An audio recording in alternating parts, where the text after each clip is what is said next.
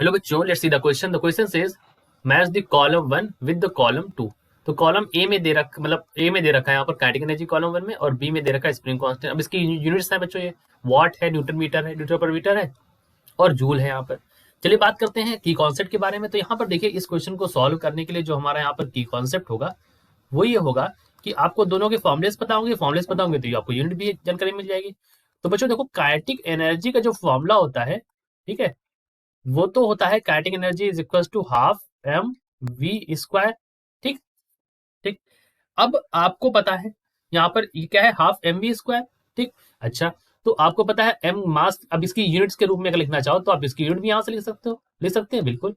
तो हाफ को तो वो है कांस्टेंट, तो मास की क्या हो जाएगी, एसआई यूनिट केजी। और वेलोसिटी की क्या होती है, मीटर पर सेकेंड। ठीक है।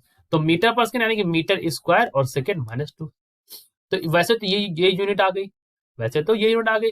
लेकिन अभी आपको एक और बात पता है, क्या है, काइनेटिक एनर्जी और वर्क एनर्जी थ्योरम से आपको पता है, क्या पता है, एक बात ये आप वर्क एनर्जी थ्योरम से भी समझ सकते हैं।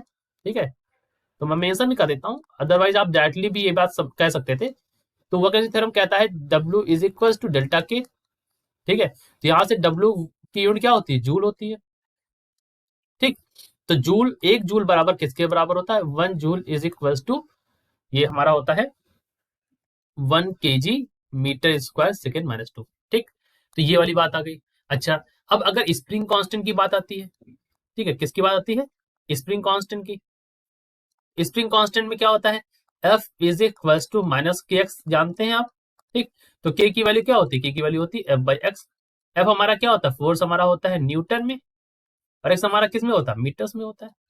तो न्यूटन पर मीटर किसके लिए हो गया, स्प्रिंग कांस्टेंट के लिए हो गया। तो के लिए वैल्यू क्या आ गई, न्यूटन पर मीटर।